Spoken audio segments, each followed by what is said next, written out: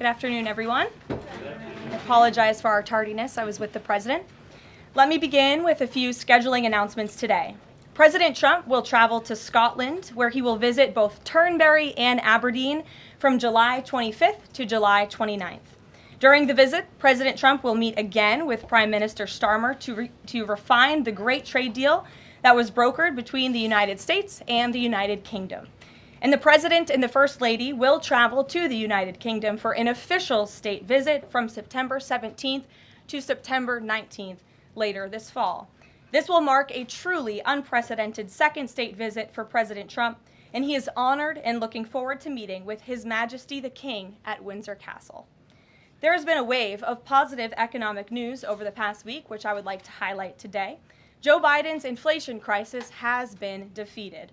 Prices paid to American businesses for goods and services were flat in June, which is lower than all 50 forecasters in the Bloomberg survey predicted. And core inflation, which is the best measure of inflation, came in lower than expected again in the month of June. Since President Trump took office, core inflation has tracked at just 2.1% overall and has come in below or at economists' expectations every single month. Wages are growing at a strong pace and prices are falling for everyday Americans. We also saw prices for new and used vehicles and airfares drop last month. In addition, prices for gas, fuel oil, energy commodities, hotels, airfare, public transportation, and fresh vegetables are all down over last year. As we said all along, trust in President Trump. The American dream is back, and everyday families are already reaping the benefits of this incredible economic turnaround in just 6 months. President Trump has ended the era of economic surrender and implemented powerful tariffs to stand up for our workers and businesses and rebalance America's trading agreements. Despite all of the doom casting from the so-called experts claiming that these tariffs would be the end of the world as we know it, the opposite has occurred. Tariffs are not inflationary, as President Trump has said all along. In reality, tariffs are a source of massive revenue. We're seeing trillions of dollars in private investment pour into our country right now because the companies around this world want to make their products right here with American labor and not have to pay any tariffs at all. Customs and tariff revenue has already totaled more than $113 billion since President Trump entered office, helping to lead a budget surplus in June for the first time in nearly a decade. We are truly entering a golden age as a result of these pro-growth and America First trade policies. On another matter, yesterday in the East Room, the President was proud to sign the Halt All Lethal Trafficking of Fentanyl Act into law, surrounded by angel families to help finally end the devastating fentanyl crisis that has ravaged millions of Americans.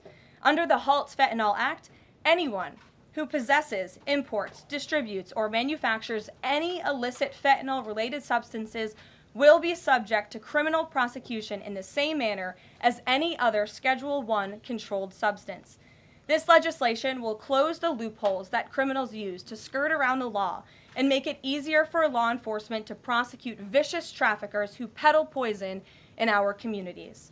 President Trump has always made tackling the drug crisis a top priority, and this important bipartisan legislation further follows through on that commitment.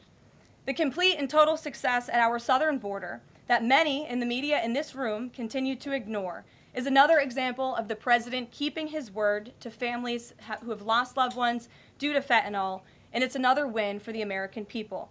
Customs and Border Protection just released the final operationalized stats for the month of June, and I must highlight some of these incredible numbers. There were only 6,072 Southwest apprehensions in June, 15% lower than the previous record that this president set in the month of March.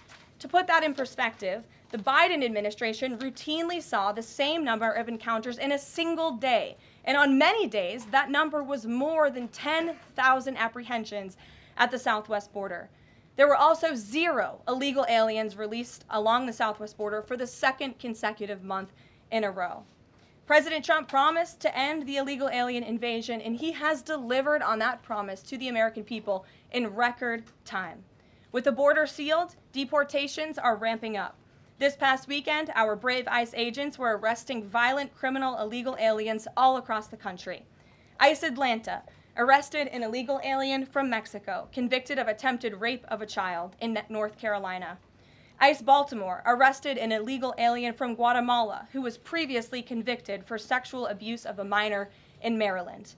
ICE Houston arrested a criminal illegal alien from Mexico whose previous conviction includes aggravated sexual assault of a child in Texas. ICE Salt Lake City arrested a 32-year-old illegal criminal alien from Mexico who was previously convicted for child abuse and injury. ICE Baltimore arrested a criminal illegal alien from El Salvador convicted in Maryland for possession of child pornography. And ICE San Antonio arrested a criminal illegal alien from Mexico convicted of aggravated sexual assault in Texas. The men and women of ICE are heroes. They are putting their lives on the line every day to get the worst of the worst, these types of criminals, out of our communities and out of our country. And the president continues to strongly have the backs of all ICE agents who are doing their jobs to keep all of us, including everyone in this room, safe. The facility, one second. In other news, following President Trump's bold executive actions protecting American children from irreversible chemical and surgical mutilation, the largest provider of these barbaric practices will now be closing its doors. The facility in Los Angeles, California, is just the latest facility downsizing or eliminating their irreversible and harmful services that feed into the lie that you can somehow change a child's sex. The Biden administration peddled dangerous policies that defied medical science in favor of radical transgender ideology.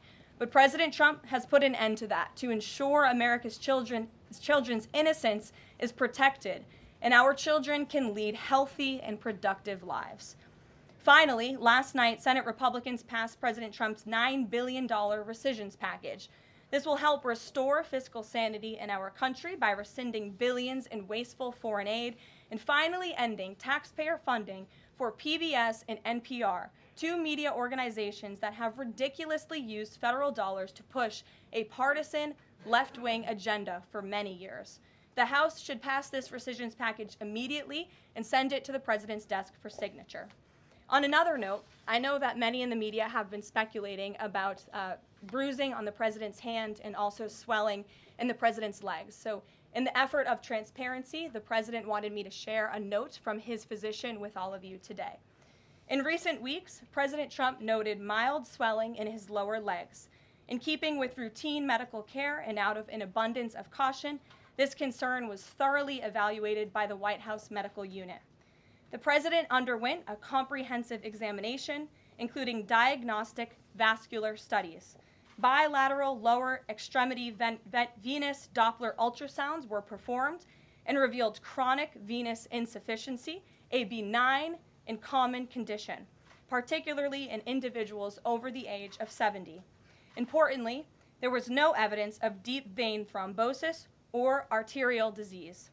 Laboratory testing included a complete blood count, comprehensive metabolic panel, coagulation profile, D-dimer, B-type natriuretic peptide, and cardiac biomarkers.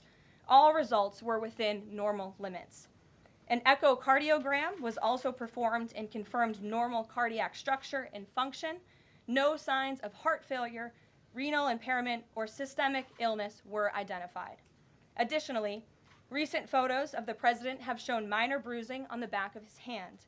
This is consistent with minor soft tissue irritation from frequent handshaking and the use of aspirin, which is taken as part of a standard cardiovascular prevention regimen. This is a well-known and benign side effect of aspirin therapy. And the president remains in excellent health, which I think all of you witness on a daily basis here. So the president wanted me to share that note with all of you. I'm happy to take further questions on it. We will provide the memorandum from the president's physician to all of you, as we always do. And we'll get to questions. Here in our new media seat, we have Frank Corva, who's the White House correspondent for Bitcoin Magazine, which comes at a timely week with crypto legislation moving across Capitol Hill. So why don't you kick us off, Frank, and thanks for being with us. Thank you so much. We Appreciate it, Ms. Leavitt. Sure. I was curious to hear if the President was in favor of removing any and all language around central bank digital currencies from the Genius Act, maybe as a means to get it across the line and get it on his desk. And then my second question was about something the President spoke about in this room. He talked about a $600 de minimis tax exemption for Bitcoin and other crypto spending. So I was just wondering if you could comment on those. Sure. Well, the President did signal his support for a de minimis exemption for crypto, and the administration continues to be in support of that. We are definitely receptive to it to make crypto payments easier and more efficient for those who seek to use crypto as simple as buying a cup of coffee. Of course, right now that cannot happen, but with the de minimis exemption, perhaps it could in the future, and we will continue to explore legislative solutions to accomplish that. As for the central bank digital currency and the Genius Act, which you noted has passed through Congress and will be sent to the President's desk. I believe the House is voting on it. If they haven't, they should be passing it. We know we have the votes, and we expect it to get to the President's desk, and we are planning a signing ceremony tomorrow afternoon. All of you will get more details on that. This piece of legislation is going to make America the crypto capital of the world, and that's what the President promised. As for a central bank digital currency, the President opposes that. He made that promise to the American people on the campaign, and while it's not in this specific piece of legislation, he did sign a January executive order banning a central bank digital currency. The administration supports Congress's efforts to codify that executive order into law, and I believe there will be future pieces of legislation in regards to crypto that will be moving through Capitol Hill. The President looks forward to signing them, and he looks forward to the signing ceremony this afternoon. So thank you for being with us today. Sure. Jackie.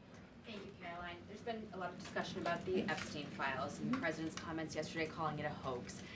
Can you clarify which part of the Epstein hoax is the hoax part?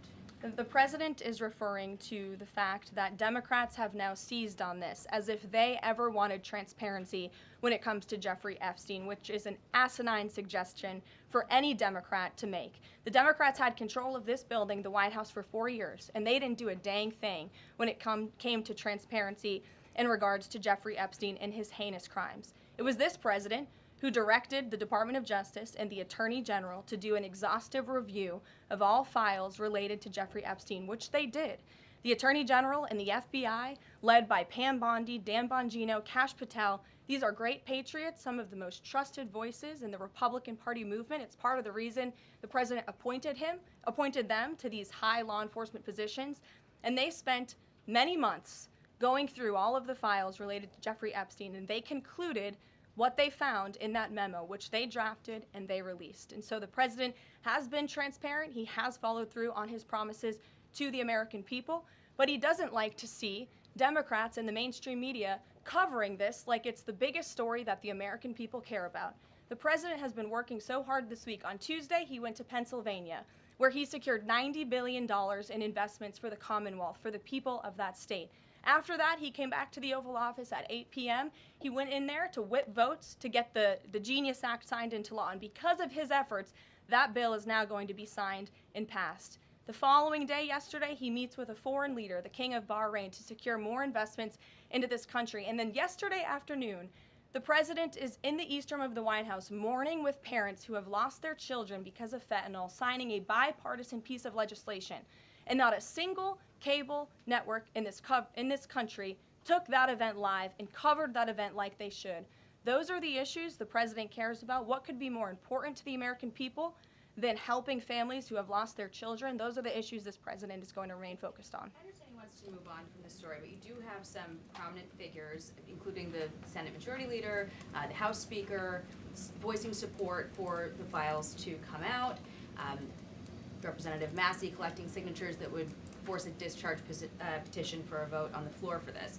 It doesn't seem to be going away. What is stopping the administration from just redacting any sensitive information, grand jury information, and putting out what is appropriate so that the American people can decide and then let this story die? Well, in terms of redactions or grand jury seals, those are questions for the Department of Justice. Those are also questions for the judges who have that information under a seal. And that would have to be requested, and a judge would have to approve it. That's out of the President's control. He has said, in agreement with some of the leaders on Capitol Hill, that if the Attorney General and the Department of Justice come across any other credible evidence, they should provide that to the American people. The President has said that, and he agrees with them on that. Why did he fire Maureen Comey? The Department of Justice did, and I would defer you to them. Dasha. the White House been directly in touch with some of the MAGA influencers that are still not satisfied with the administration's handling? And has the message to them been similar to what the president has said, which is sort of either let this go or we don't need your support? Well, look, the president and this team are always in contact with the president's supporters, with voices of many kinds on both sides of the aisle. I think that's part of the reason this president is a great president, because he's willing to listen and hear other people's perspectives. But ultimately, he has led this country, not just over the past 6 months to historic success, but also through his first 4 years as president. And as the leader and the creator of the MAGA movement, he has led through these perilous times for our country based on instinct and in the best interest of the country. And as I always say, the American people should trust in President Trump. John, Go ahead, John.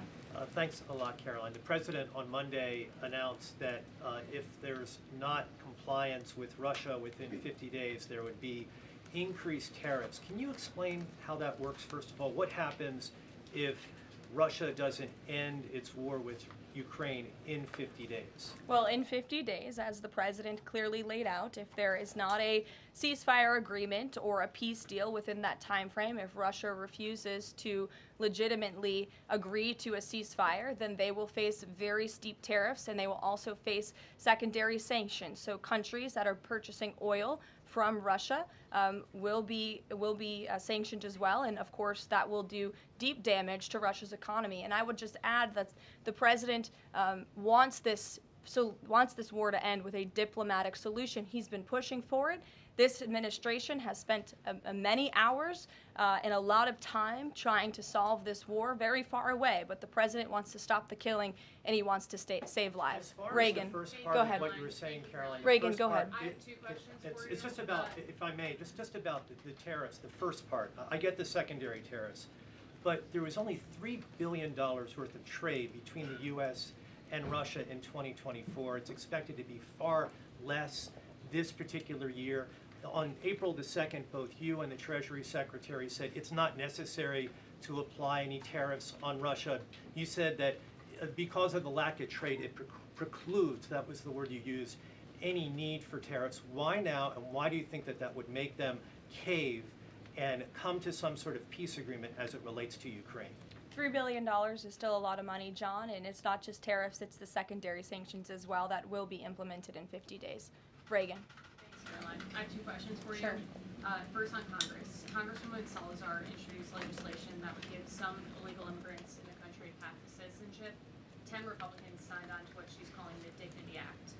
I'm curious what the White House's position is on the legislation and if the president would veto this bill if it made it to its desk. From my understanding, the White House nor the president has actually read through this legislation. We've been focused on, of course, the One Big Beautiful Bill, which passed, which is another historic accomplishment of this president in record time. The Genius Act this week, the rescissions package, that's been the focus of the White House. But the president has made it very clear he will not support amnesty for illegal aliens in any way.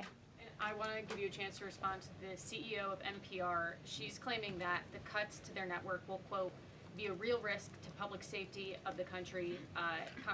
Murkowski has argued that public broadcasting stations save lives.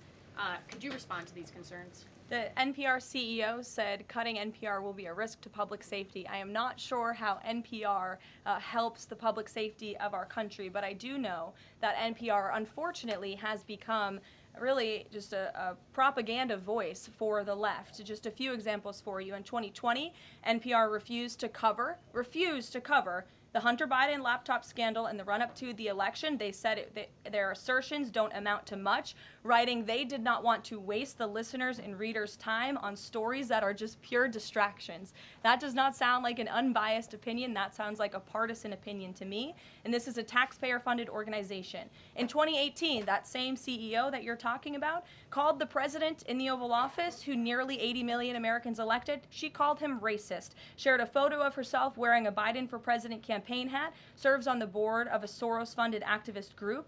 In 2020, PBS's White House correspondent at the time characterized President Trump's speech then at Mount Rushmore as a love letter to white resentment, promoting the myth of America. In 2017, PBS devoted an entire panel talking about what it means to be woke and white privilege. In 2023, PBS's Washington Week roundtable covered up Joe Biden's clear mental divide. That's actually quite the clip. I would encourage all of you to look at it. These are not honest news organizations.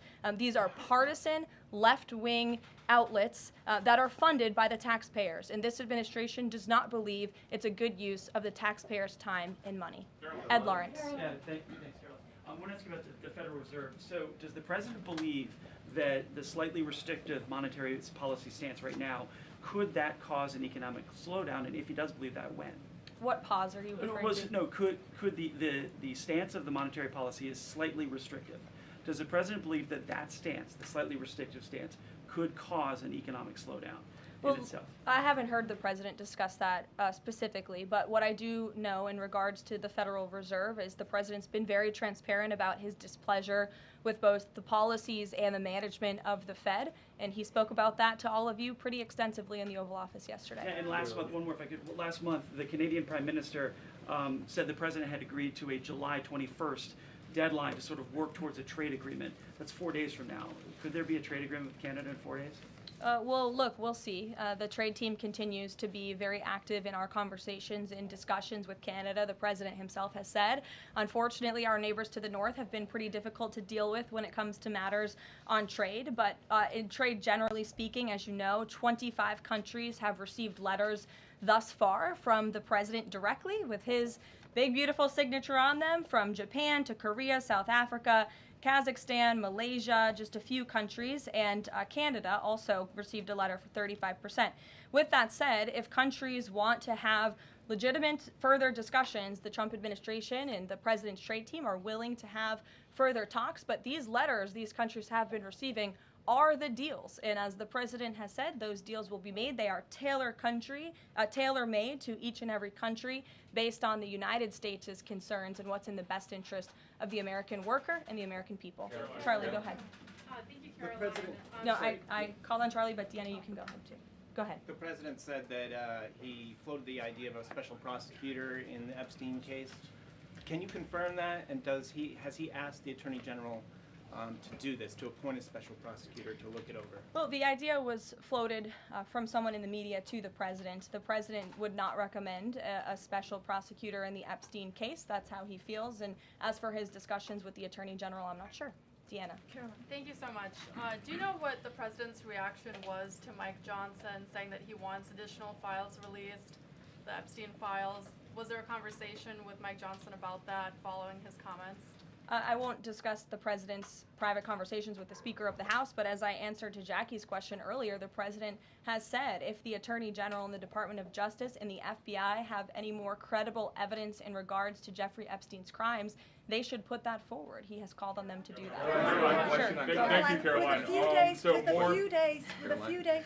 I'll go to all of you, starting with the lady in the blue. Go ahead. With a few days to the August 9th deadline, how are the negotiations with Europe going? There's some sticking points. What are they? Can we expect a delay, or should we expect a deal soon? Well, I believe the deadline is August 1st. As for the European Union, they continue to be very eager in negotiating with our country for obvious reasons on ways to lower their tariff and their non-tariff barriers that we have long said harm our workers and our companies. So the president's trade team continue to be in talks with the European Union. Would he accept, or would he put forth a postponement of the August 1st? He's already said he will not. Caroline, Owen, go ahead. Caroline, good afternoon, Caroline. In Gaza today, Holy Family Catholic Church was struck by an Israeli shell. Yes. 3 people were killed, 10 wounded. What is the president's reaction to that church coming under fire? It was not a positive reaction. He called Prime Minister Netanyahu this morning to address the strikes on that church in Gaza, and I understand the Prime Minister agreed to put out a statement. It was a mistake by the Israelis to hit that Catholic church. That's what the Prime Minister relayed to the President, and you should look at the Prime Minister's statement that will be coming out. Steve, go ahead. Back to your letter that you read at the beginning. Sure. The President, you said mild swelling in his legs. Is Yes, sir. it causing him any discomfort? How are you treating it? Nope.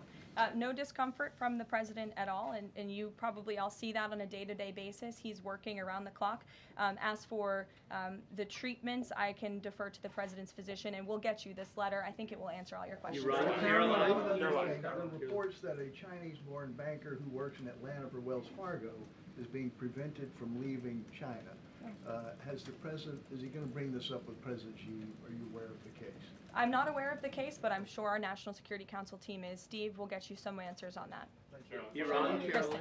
Thank you, Caroline. Two questions. So the first is that President Trump said that the Attorney General only gave him a brief overview of what was in these Epstein files. Does he have knowledge or an understanding of what is in the files related to Epstein that have not been released?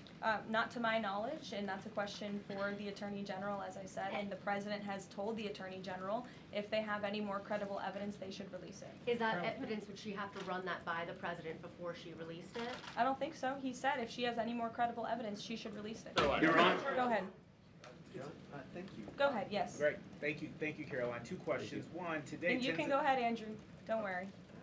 Today, tens of thousands of folks are rallying nationwide to honor the legacy of Congressman John Lewis. Meanwhile, Republicans in Texas reportedly are working to redraw congressional maps at President Trump's urging. How is President Trump reconciling his call to action for Texas Republicans with the legacy of Representative John Lewis? I'm not quite sure how the two things are related. I think the president would agree that John Lewis served our country for many, many years. It has nothing to do with the redistricting efforts that are currently underway by Texas Republicans to add seats to their legislature. They have the right to do that. The president spoke to the congressmen and women who serve the great state of Texas about it, but it's up to them and it's up to their legislature to get that approved. And Caroline, just a second question. Go Does ahead. the president support the Justice Department's request for just 1 day in jail for the officer convicted in Breonna Taylor's killing? And what message does he believe that sends to her family and to other families seeking justice in cases of police violence? I haven't talked to the president about that case. Go ahead. Just the president, Go ahead. when the president met the interim president of Syria a couple of months ago, he described him as a young, tough, attractive guy. After the latest clashes in Syria over the last few days, does President Trump still support Syria's interim president? The president still supports Syria's pathway to a peaceful and prosperous country, and you received an update directly from the Secretary of State on the ongoing situation between Syria and Israel. I spoke to him myself this morning to get an update, and as soon as the United States became involved in this conflict, we were able to de-escalate, deconflict. That seems to be continuing.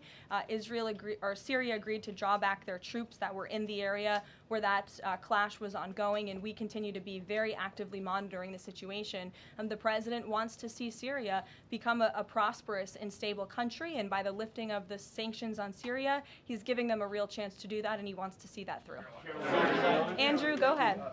So on Tuesday, the president told a very detailed story about his uncle, noted scientist John Trump, and Theodore Kaczynski, the late Unabomber. He said that Dr. Trump taught Ted Kaczynski.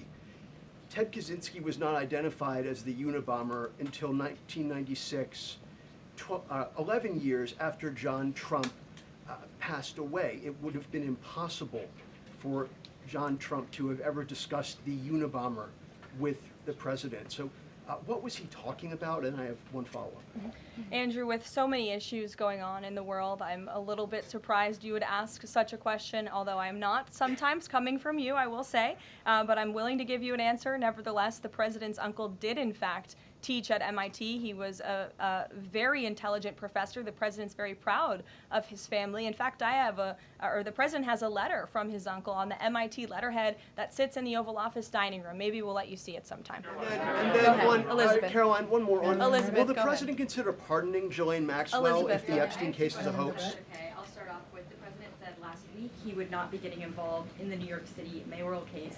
If that mayoral race, if that's still the case, given his history drawing a large crowd in New York City, what's his reason for staying out of it in that way? Well, look, I think the president reserves the right to get involved in races or not get involved in races, and he's made the decision not to weigh in on the New York mayoral race, as you rightly pointed out, although he has gone as far to say he absolutely does not want to see Zemdami elected, who is a known communist who supports the abolishment of private property, the defunding of police. He has made very well-known anti-Semitic statements. It would be a disaster for New York and for this country, and I think it's quite telling that this individual, a known communist, has been spending time in Washington this week meeting with leaders on Capitol Hill.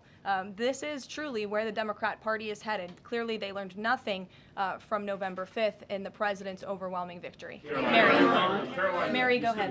Thank you, Caroline. I want to backtrack to the hospitals that have stopped providing transgender surgeries and hormones for kids. On this front, does that have anything to do with the DOJ's subpoenas last week? Should we expect any more hospitals to be shutting down their programs? And I wanted to also ask what you make of all these media reports, especially the AP, which I noticed, which portrays these children as losing something that's saving their lives. Yes, I think the president spoke a lot about this issue, which is a political issue, but also really a cultural issue that impacts children and families. He talked about it a lot on the campaign, and I think he was quite surprised by the uptick we were seeing in the embracement by the Democrat Party when it comes to the chemical castration and mutilation of young, innocent bodies. And so the president made it a very early priority to sign very strong executive orders to cut off the funding for any hospital or any medical facility in this country that provides such barbaric procedures. And as a result of that strong policy and the president's strong common sense position on this issue, we've had such an overwhelming response, which is great for children in Arizona. Phoenix Children's Hospital has stopped providing puberty blockers and hormone therapy to minors. In California, Stanford Medicine ended sex change surgeries for minors. Children's Hospital Los Angeles is closing its Center for Trans Youth Health and Development surgical program. In Illinois, Lurie Children's Hospital Chicago stopped sex change surgeries. Again, let's think about what we're talking about here. Sex change surgeries for minors. These are barbaric practices that no child, innocent child, should have to endure. And the president wants to protect the innocence of children, and I know the vast majority of Americans support him in that effort. This is a wildly popular and common sense endeavor this administration has taken, and we've seen many of these medical institutions have followed through with the president's executive orders, but will continue to take further action on this important issue. Garrett. I too, if you'll indulge me. Sure. On the rescissions package, I wonder what the White House makes of this theory that it increases the odds of a shutdown. The theory is basically, why would any Democrat vote for a bipartisan spending deal with Republicans if Republicans can turn around and claw the money back the next day? Look, $9 billion worth of crap that it was in our federal funding that is now being rescinded. This is a good thing for the American people and the American taxpayer, and I think our Office of Management and Budget Director was saying this process should be more bipartisan. Democrats, there was a time in this country where Democrats too cared about getting rid of waste, fraud, and abuse in our federal spending. I think every American agrees the government spends way too much money on things that don't matter. Some of those things include PBS and NPR, or for instance, the Democracy Fund, which was funded to the tune of $83 million through the Department of State, but they were giving hundreds of thousands of dollars for gender equality and empowerment hubs in Yemen, $3.9 million for strengthening information integrity, equality, and democracy for LGBTQI population of the Western Balkans. These are not good uses of the taxpayer funds, and Republicans are proud to lead that effort, and we wish more Democrats would join us in that. I wanted to follow up on the Maureen Comey question just to clarify. Did the White House have any knowledge, or did the president sign off on her firing? This was a decision that was made by the Department of Justice. There was an agreement that was made between Immigration and Customs Enforcement and the Centers for Medicaid and Medicare Services regarding access to Medicaid information for 92 million Medicaid recipients around the country. That includes health information. So how does that not violate HIPAA violations and privacy concerns, for example, of American citizens? I'm going to have to defer you to Immigration and Customs Enforcement on that. I'm unfamiliar with that agreement that they made. Thanks, Caroline. Two questions. Russ Vought said today he's going to be looking into cost overruns sports renovation projects. Is there a deadline for him to come back with findings to the president? I don't believe there's a deadline the president has set for Rust Belt, but I think, again, this is a good use of taxpayers' time to look into this project that is millions and millions of dollars over budget. It's for a big, beautiful mansion for the federal chairman, reserve chairman, and I understand that it costs much more than it did the beautiful palace that many of you joined us at when we went overseas. So it's completely unnecessary, it's overpriced, and I think it's a good thing the administration, led by the president, is looking into it. If there ever were to find wrongdoing or fraud, would the president reconsidering firing Jerome Powell? Look, it's a hypothetical question. We'll see where it goes. The president spoke about how he feels on this matter yesterday. Sure, Thank go you ahead. so much, Caroline. So we saw Ambassador Huckabee arrive to Prime Minister Netanyahu's trial to show his support. Does the president plan to impose any kind of sanctions against the Israel judicial system? I don't have any update for you on that or any announcement on that front. I don't believe so. Does the president believe that justice has been served in the Epstein case? Look, the president believes that he directed the Department of Justice to do an exhaustive and thorough review, and they did that. And they all agreed, the FBI director, the deputy FBI director, the attorney general, on the memo that they drafted and they released. Thank you, Caroline. Just a follow-up on Reagan's question. Representative Salazar's bill, it grants illegal aliens with legal status for 7-year increments. It also gives permanent path to residency for so-called dreamers. And, you know, President Trump and Labor Secretary Chavez, who previously co-sponsored a version of this bill when she was in the House, they've spoken about a work deal similar to the bill, I believe. What's the difference between a work deal and amnesty? Look, as I told Reagan, the president, the White House have not reviewed this specific piece of legislation. It's just not where our focus has been. But the president, for one, has been very clear he does not support amnesty. We'll go to, oh, look at some friends in the back. Brian, go ahead. You didn't show up early enough to get some good real estate up here. I love it. Any update on the auto pen? I know that there was the DOJ and some others were looking into the thousands of documents that were signed off just before Joe Biden left office. Any update on the auto pen? Yes. I'm not laughing at you. I'm just laughing at how far away you are, and you're going to need to get some microphones back there. On the auto pen investigation, yes. The White House counsel's office has launched their own investigation into former President Biden's usage of the auto pen. We have requested some documents from the National Archives, and again, as I've said many times from this podium, and the president has said as well, it's incredibly important that we get to the bottom of who really was at the tip of the spear in the decision-making process here in the White House, because former President Biden himself admitted to the New York Times, I understand he never gave interviews when he was here, but now all of a sudden he wants to give one, and he said that he did not actually review every single pardon that he signed on his way out the door. That's incredibly concerning, and I can tell you it's something this president would never tolerate. This is a president who is signing things all the time. Any document that has legal implications, this president's signature is on it because he's the one making the decisions. It does not appear that was the truth in the previous White House, and I know the American people want to receive answers on who was running the show, because the decisions that were made in this place really destroyed our country, and we deserve to get to the bottom of it. Mark, in the back. Thanks. Some Christian groups are complaining that they are not able to get visas as quickly to travel to Israel, and it's been elevated to Ambassador Huckabee's station. Is the White House aware of that? Does it have any reaction to that? And is that part of the president's disappointment with Netanyahu's government? Look, I'm not aware of that, Mark, but I'm sure, again, our National Security Council is, and also the State Department. As you know, travel visas roll through Secretary Rubio's shop over there, whom we work very closely with, so we will check in on the matter. But I know overall this president and the administration do want to streamline the visa process to make it easier for both Americans who want to travel abroad and people abroad who want to come to our country the legal way. Sure. Go ahead.